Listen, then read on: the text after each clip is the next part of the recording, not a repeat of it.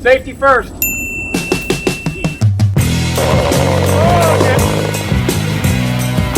Oh no!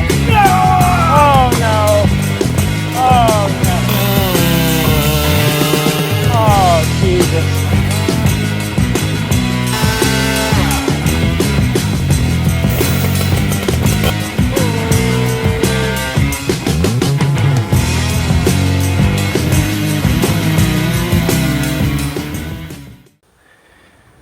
Okay guys, I got her running pretty good. This is the Redmax G621 AVS. All right, I wanted to show you this before we got the video started, just because I'm really proud of it and happy. So, if you watched my other video on this, you'll know that I had knob issues. Yes, knob issues. Couldn't find the part online or anything like that, so I went to Ace Hardware. Come on.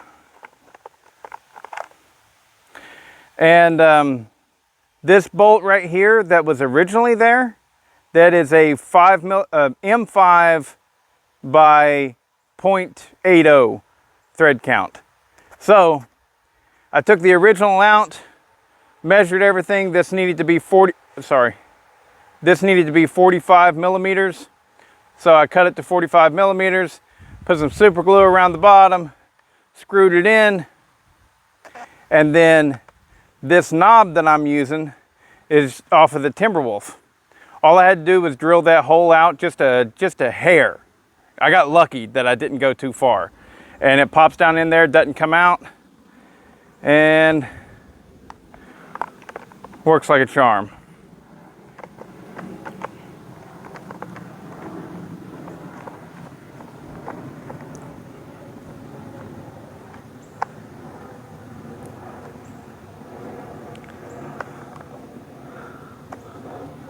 Did I get it? There we go. All right, while I'm here, I might as well show you the chain. That is, can any of y'all tell what that actually is? That is a baby C that I cut using it was a 3/8 low profile file. And anyways, I'm seeing how it cuts. So let's see how she does here. Get on this side so we can see chips.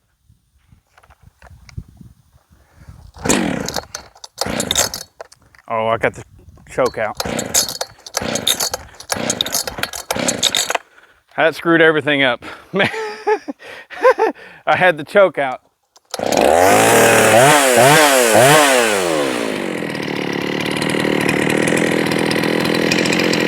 She'll run like that all day long.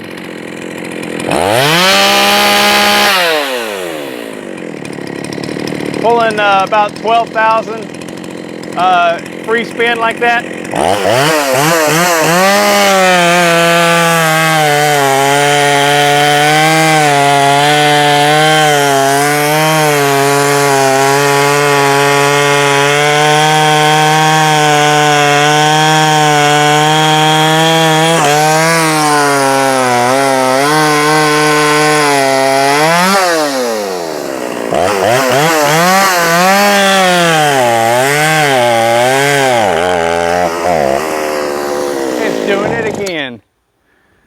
Or it ran out of gas. That seemed like it ran out of gas. Yep, she's out of gas. Ha ha ha. I thought she was doing it again. Well, we're definitely going to get some more gas in it. But while I got here, before I forget, what was wrong with it? So, I just tried the old spark plug to make sure. There's no difference between the old spark plug and the new spark plug that I currently have in it. But the problem was, and I thought this was the problem, I even went and saw Virgil down at the shop. I can't wait to rub it in his face. So the problem was it would tune up nice with no load. You know, I didn't even have a bar and chain on it.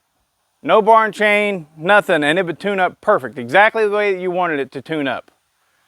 But then I put the chain on there, and I noticed right away, I was like, oh, that's running a little bit rich. Huh, that's weird.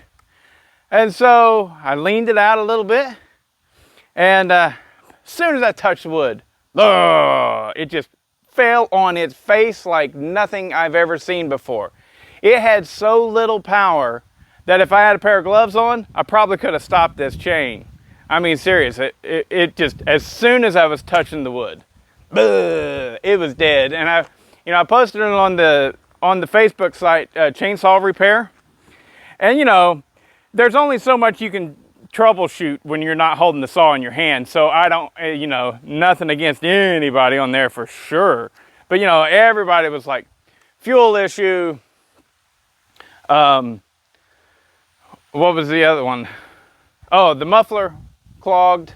Muffler clogged makes sense. That's a good one. But the fuel issue, me being me, and you guys don't know that, why would you? I already went through the fuel system, so I know there's not a fuel problem. And so, you know what it was? I took the coil, and this one's got a 2-piece coil, right? I took both pieces. One of them's the coil, one's the igniter. I put them in the oven. I baked them for about 30 minutes. Probably more like 45 minutes at 175 degrees. Boom. Some of y'all out there won't believe me. You'll think that I'm stupid, I'm smoking crack, whatever. And I know that a coil is different from a CDI. Very, very different. But I have done this with CDIs in the past. It works a charm. What happens is they're covered in plastic, right? The coils are too, of course.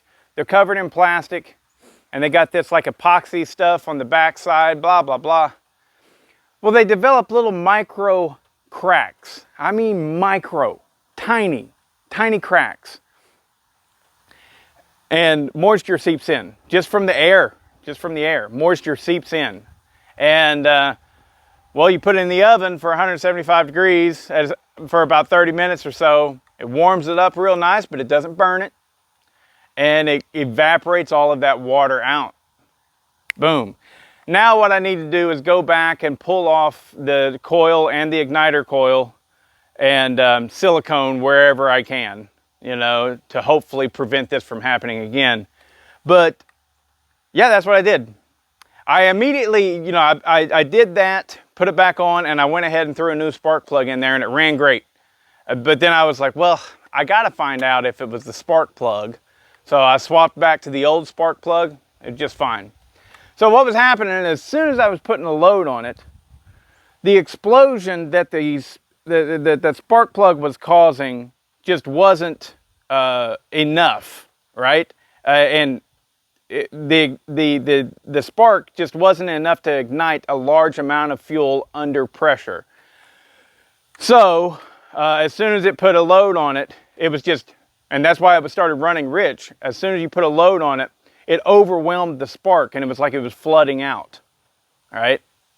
So yeah, I'm gonna go put some more gas in it. We'll get a few more cuts, and then I'll talk about the baby C just a little bit. Whoa. Well, take this with me.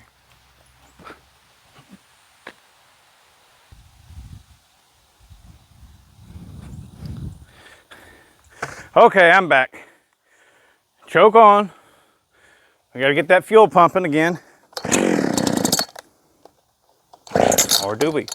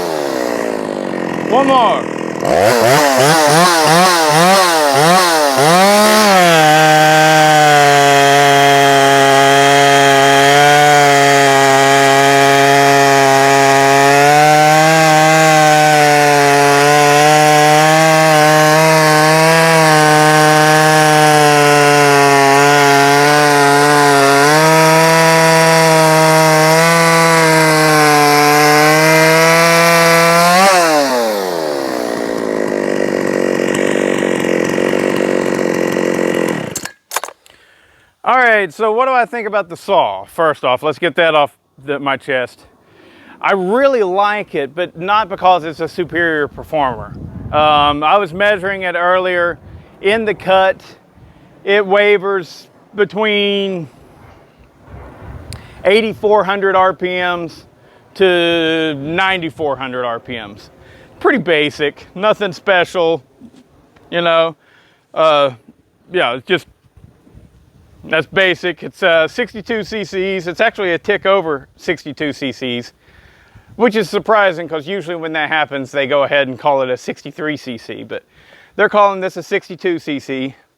But it's fine. It feels good. It's really sturdy. It's a touch heavy for what it is, you know.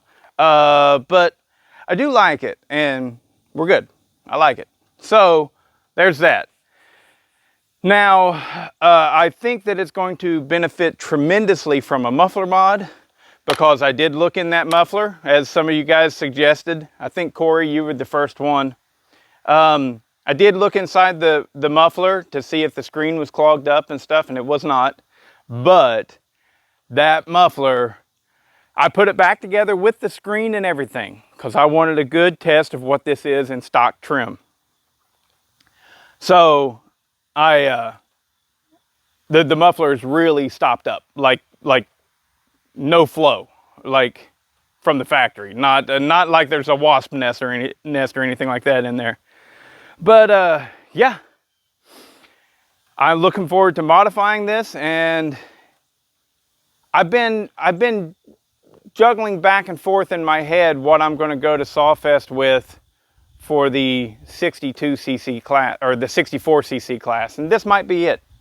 I don't know. We got time until then. Not much, but we got time, and we'll see. I'll bring something. Problem is, I can't bring my my Johnson 2258 because they don't want pipe mufflers.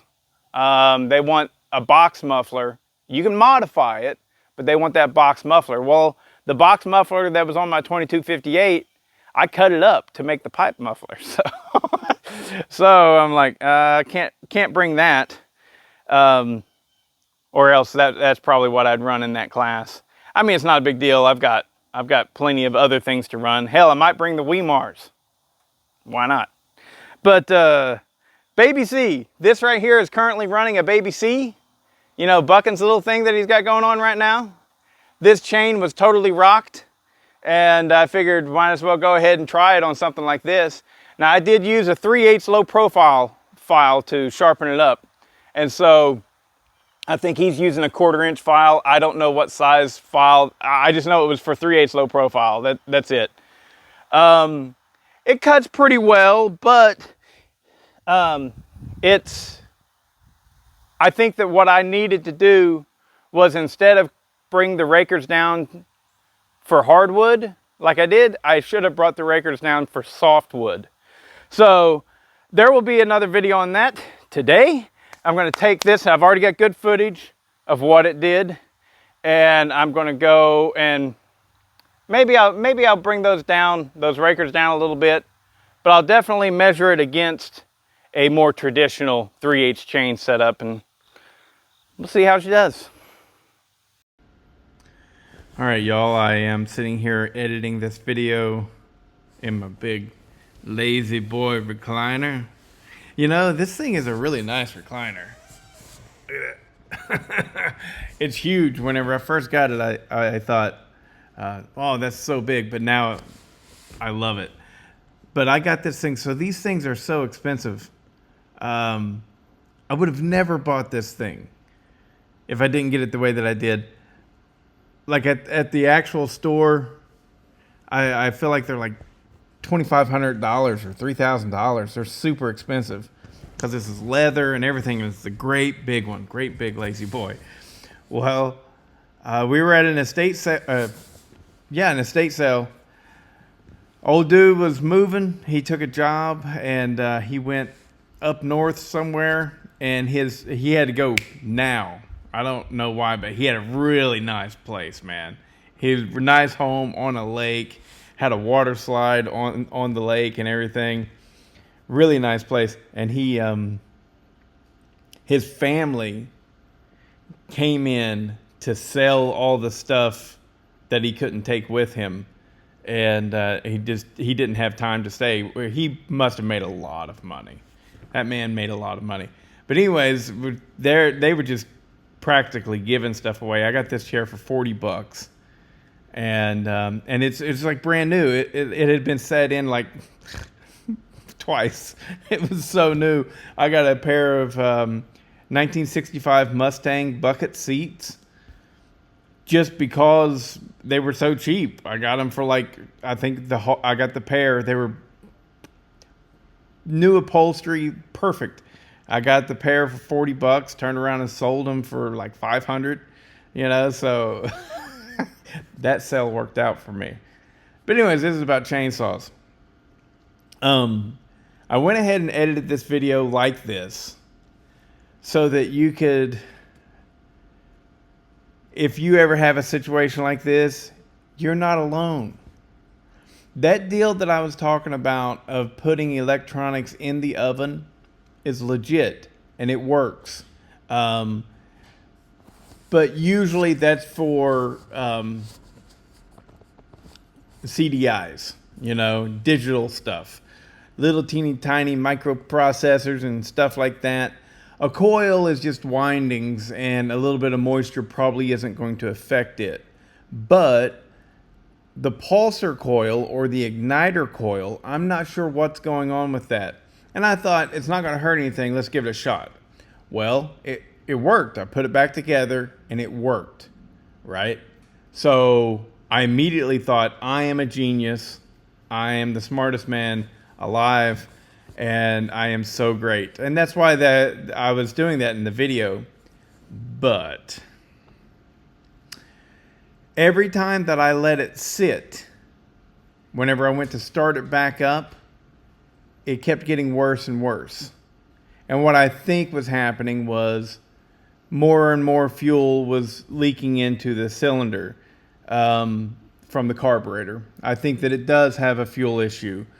I'm not 100% sure what that fuel issue is, but I do think that it has a fuel issue.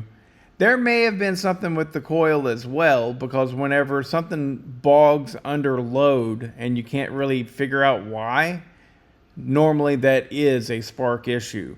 Your spark is too weak to ignite all of that fuel under load.